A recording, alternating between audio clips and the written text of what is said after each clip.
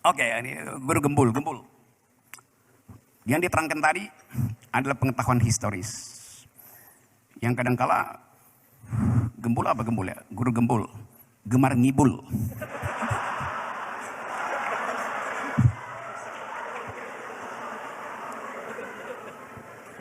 Tapi ini forum akademis, kalau kita ngibul pun mesti dibuat metodologis, dibuat teoritis, supaya nggak terlihat ngibulnya. Ada seorang pemimpin yang bahkan dia ngomong bener pun orang nggak percaya, karena cawe-cawe.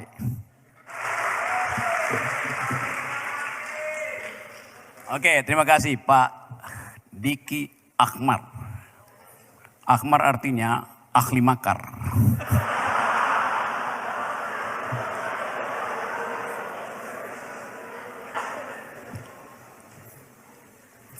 Tapi kita mau makar dengan pikiran, itu poinnya. Itu namanya makar akal sehat. Pakai otak, bukan pakai amplop. Saya emang jomblo. Tapi saya bukan jomblo yang absolutis. Saya jomblo yang demokratis. Artinya masih menerima follower. Oke, ini guru gembul. Yang diterangkan tadi adalah pengetahuan historis. Yang kadangkala gembul apa gembul ya? Guru gembul, gemar ngibul.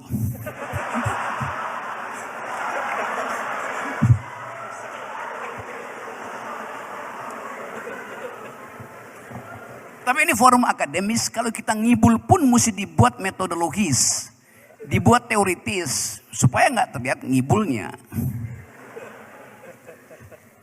Ada seorang pemimpin yang bahkan dia ngomong bener pun orang nggak percaya, karena cawe-cawe. Oke, sebetulnya juga nggak ada yang salah di situ, karena guru gembul salah baca aja. Kan di situ tidak disebut menyambut pesta demokrasi, nggak ada tulisan di situ. Yang ada menyambut pesta demonstrasi 2024.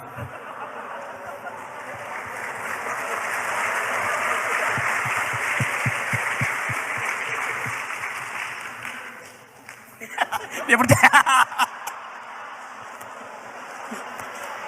Beneran salah baca saya. Tuh kan bener kan? Akhirnya dia ragu sendiri apa yang dia lihat. Tapi dia nggak pernah ragu apa yang dia ucapkan, itu bedanya tuh. Yang kita lihat kadangkala appearance, sesuatu yang bisa fatamorganik. Tetapi demikian juga demokrasi. Demokrasi bisa menghasilkan fatamorgana. Kalau kita tidak masuk pada prinsip dasar mengapa demokrasi diperlukan itu. Karena untuk menghalangi absolutisme, tinggal kita pilih. Apakah jenis demokrasi yang kita terangkan setiap hari kepada publik Indonesia sama dengan pengertian awal ketika kata itu pertama kali dipakai di Athena. Di Athena, anggota DPR tidak dipilih, diundi, nggak ada kotak suara. Kenapa anggota DPR, representasi kita, kalau saya ada di Athena, saya malas pergi parlemen, Anda juga malas. Kenapa malas? Karena itu buang waktu, tetapi mesti ada yang mewakili. Oleh karena itu diundi aja dengan satu prinsip bahwa siapapun yang terundi, dia akan mewakili dengan cara yang sama, dengan ide yang sama, dengan mereka yang tak terundi. Jadi keterangan akademisnya adalah demokrasi hanya bisa hidup kalau ada kesetaraan pikiran di antara warga negara. Ada kecukupan IQ pada warga negara. Itu dasarnya. Dan lebih dari itu, ada ketersediaan public ethics, etika publik. Saya nggak ragu kalau Ketua BEM mewakili saya di DPR.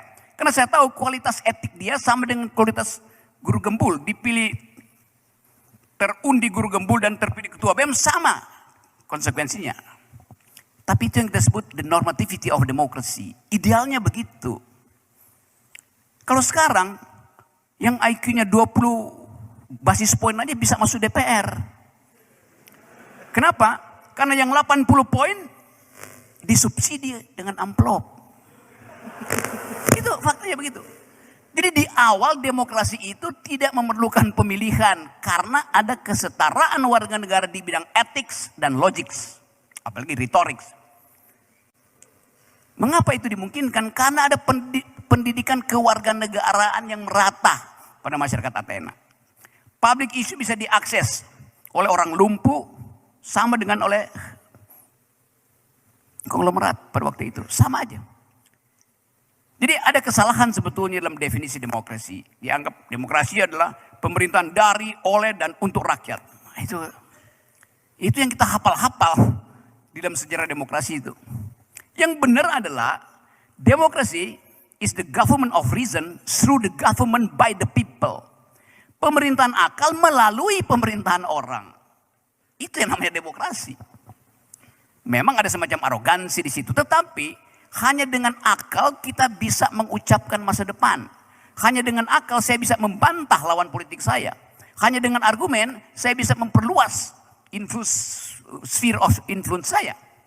Kalau sekarang bagaimana kita lihat, apakah akal diedarkan di dalam pameran demokrasi kita hari ini? Mana akalnya? Kita nggak lihat ada perdebatan akalia, perdebatan tentang nilai, nggak ada. Karena itu kita berkumpul di sini. Kenapa kita berkumpul di sini? Karena kita tidak melihat masa depan. Kalau kita melihat masa depan, kita kumpulin di sini, nggak ada yang mau datang. Anda di sini menunggu masa depan sebagai pemuda. Karena itu ini temanya betul nih, apa namanya tuh, student and politics apa tuh? Youth and politics. Kenapa? Karena masa depan itu akan Anda isi nanti itu. Guru gembul sebentar lagi masa depannya tidak gembul lagi karena dia bakal kurus. Karena akan mondar-mandir dari satu forum. Jadi itu intinya tuh. Oke, silakan retweet. Jadi fasilitas yang disediakan di sini yang justru diinisiasi oleh inisiatif Pak Diki yang bukan lagi mahasiswa. Tetapi dia bisa menyamakan persepsinya dengan youth politics. Sekarang saya terangkan apa itu youth politics ya. Apa gagasannya di seluruh dunia sehingga yang muda itu sekarang menguasai opini publik. Indonesia di dalam riset terakhir, anak muda Indonesia menginginkan pemimpin yang paham tentang geopolitik dan fasih mengucapkan environmental ethics. Kemarin CSIS bikin riset itu. UI bikin riset itu. Teman-teman di Milenial Padang bikin riset itu. Jadi terlihat ada kesebangunan pikiran di kalangan millennials Indonesia atau Z generation. Menginginkan pemimpin yang tadi saya sebut, the government of reason through the government by the people. Pemimpin yang punya otak. Orang yang punya otak, dia mesti fasih ikut dalam percakapan dunia. Grammar global, yaitu ethics of care, etika kepedulian terhadap lingkungan, dan keinginan untuk menghambat terjadinya eskalasi perang dunia ketiga. Anak muda Prancis, anak muda Jerman sekarang berupaya bikin kampanye jangan bayar pajak karena pajak mereka dipakai untuk perang Ukraina, Rusia. Demikian juga anak muda Amerika sekarang lakukan hal yang sama. Jadi sebetulnya ada satu pletora baru di dalam politik dunia termasuk Indonesia mencoba mencari akal supaya kepemimpinan 10 tahun ke depan tidak menghasilkan deforestasi, tidak menimbulkan sensasi perang. Itu dasarnya. Jadi benar kalau UIN di sini lakukan seminar semacam ini, yaitu keinginan kita untuk duel argumen tentang dua tema besar tadi. Karena itu, coba undang di sini Ganjar Pranowo, undang Anies Baswedan, undang Prabowo Subianto. Debat di sini soal satu tema misalnya, security, Southeast Asia. Siapa yang akan gugup dan gagap Kalau bicara tentang security, Prabowo pasti enggak tuh. Anies pasti enggak. Saya enggak tahu Ganjar.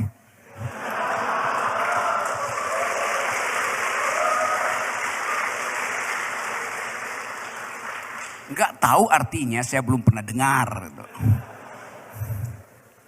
Kan enggak mungkin isu lingkungan dan isu security diajukan lewat TikTok. Nggak bisa.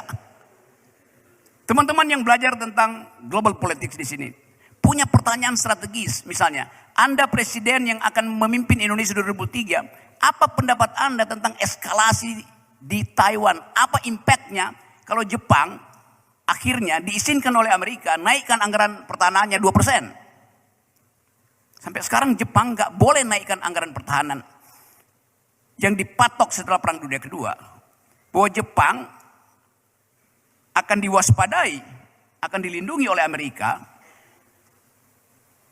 asal dia jangan naikkan anggaran belanja pertahanannya 1%, lebih dari 1% APBN. Itu perjanjian dari 1945. Sekarang Jepang nuntut, bagaimana mungkin kita nggak naikkan anggaran itu kalau di belakang saya ada Cina yang mengincar Jepang yang dalam 20 menit, balistik Cina itu udah nyampe di Tokyo, Okinawa.